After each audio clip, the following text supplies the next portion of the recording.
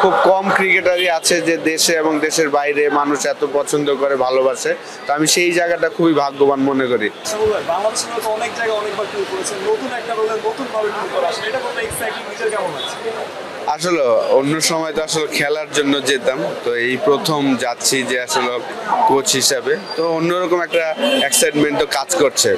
এই প্রথম যে বাংলাদেশ থেকে কোনো টিম যাচ্ছে কোনো ফ্র্যাঞ্চাইজি টুর্নামেন্ট সুপার লিগ খেলতে, গ্লোবাল টি20 টুর্নামেন্ট খেলতে যাচ্ছে রংপুর রাইডার্স, তো সেইটার পার্ট হতে পারছি, ভালো লাগছে।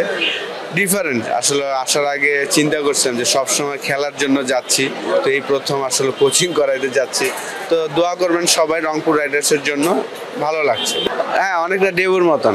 সেই 2001-এ যখন আমার জিম্বাবুয়েতে ওয়ানডে ডেবু হয়েছে এবং টেস্ট ম্যাচ ডেবু হয়েছিল শ্রীলঙ্কাতে, তো কোচিংয়ের ডেবু হচ্ছে ওয়েস্ট ইন্ডিজে, সুন্দর একটা দেশ। তো আশা করবো আমরা টিম হিসাবে খুব ভালো করব ইনশাল্লাহ।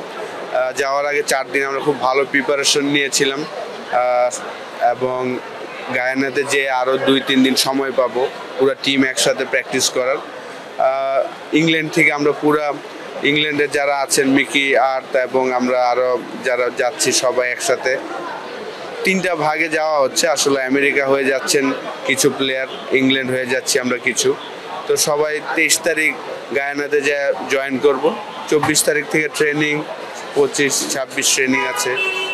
বেশ কয়েকদিন আসলে ট্রেনিং করিয়েছেন মিরপুরেও, টিমটাকে কাছ থেকে দেখেছেন, আসলে কতটুকু সম্ভাবনা দেখেন ওয়েস্ট ইন্ডিজে আসলে ভালো করার বা চ্যাম্পিয়ন হওয়ার? ডেফিনেটলি আমি মনে করি যে কঠিন হবে, তারপরে আমাদের ভালো একটা অপরচুনিটি আছে, কারণ গায়ানাতে উইকেটগুলা অনেকটা আমাদের মতনই হয়, একটু স্লো টাইপের।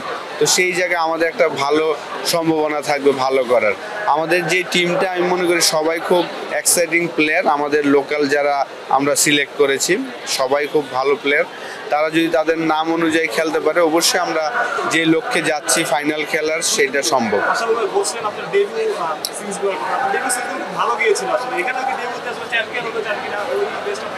ডেফিনেটলি দোয়া করবেন সবাই, অবশ্যই। এইখানে তো সবাই চায় ভালো করতে, অবশ্যই আমিও চাই আমার শুরুটা যেন ভালো হয়, টিম হিসাবে যেন আমরা সবাই ভালো একটা মুহূর্ত কাটাতে পারি, প্রত্যেকটা ম্যাচই যেন ভালো খেলতে পারি, সেটাই আশা করি। আমাদের প্লেয়াররা যদি তাদের নাম অনুযায়ী খেলতে পারে, অবশ্যই ভালো কিছু বয়ে আনবো।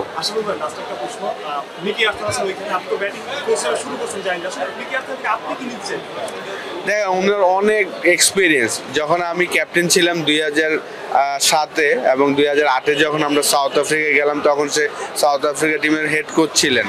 তো লম্বা একটা কেরিয়ার তার কোচিং, তো আমার মাত্র শুরু। ডেফিনেটলি আমি তার কাছ থেকে অনেক কিছু শেখার আছে, সেই জিনিসগুলোই চেষ্টা করব।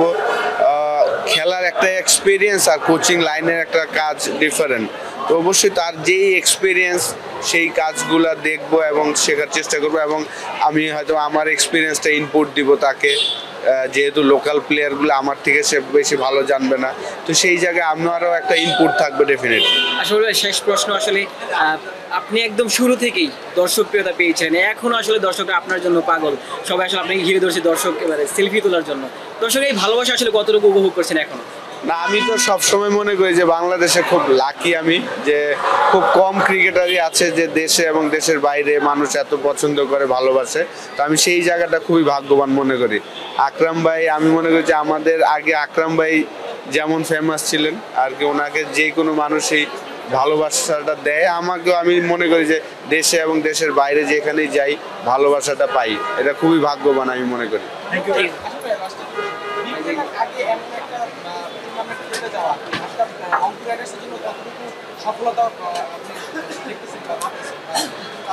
খুবই ভালো একটা অপরচুনিটি আমাদের প্লেয়ারদের জন্য। রংপুর রাইডার্সের আমাদের 5 জন ক্রিকেটার আছে যারা বিপিএল খেলবেন, তো তাদের জন্য একটা অপরচুনিটি এই টুর্নামেন্টটা।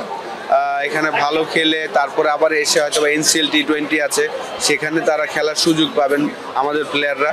তো অবশ্যই একটা, যেহেতু ফার্স্ট টাইম খেলছে চ্যাম্পিয়ন্স ট্রফি আর কি, গ্লোবাল T20 টুর্নামেন্ট, এটা আমি মনে করি যে আমরা যদি ভালো করতে পারি আমাদের ফিউচারের জন্য ভালো হবে। ওকে ভাই, থ্যাংক ইউ।